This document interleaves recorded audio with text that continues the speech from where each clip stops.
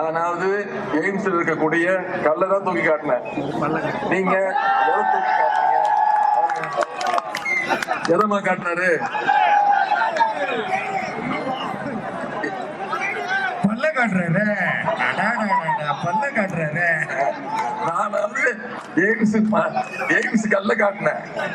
சரி, எடப்பாடி பழனிசாமி பல்ல காட்டுறாரு. அது யாருக்கிட்ட? மோடி கிட்ட. இது எப்ப எடுத்த போட்டோ தெரியுமா? எய்ம்ஸ் மருத்துவமனைக்கு அடிக்கல் நாட்டனாங்கல்ல, அந்த நிகழ்ச்சியில எடுத்த போட்டோ. நான் சிரிச்சா என்னங்க தெரியும்? சிரிச்சா என்ன தெரியும்? பல்லு தானே தெரியும். நான் சிரிக்கிறார், பல்லு தெரியுது. நான் சிரிச்சா பல்லு தெரியும். உதயநிதி ஸ்டாலின் சொல்றாரு 2019 எய்ம்ஸ் மருத்துவமனை மதுரையில அடிக்கல் நாட்டினார் பாரத பிரதமர். இப்ப நானும் அவரோட அமர்ந்திருந்தோம். அப்ப சிரிச்சுட்டு இருந்தோம்.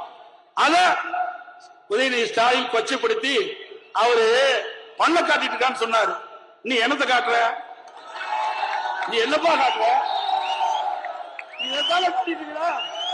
நீ இதைத்தானே காட்டிட்டு வேற ஏதாவது காட்டுறியா? நீ காட்டினா சரி, நான் காட்டினா தப்பா? சிரிக்கிறது தப்பா? சிரிக்கிறது தப்பா?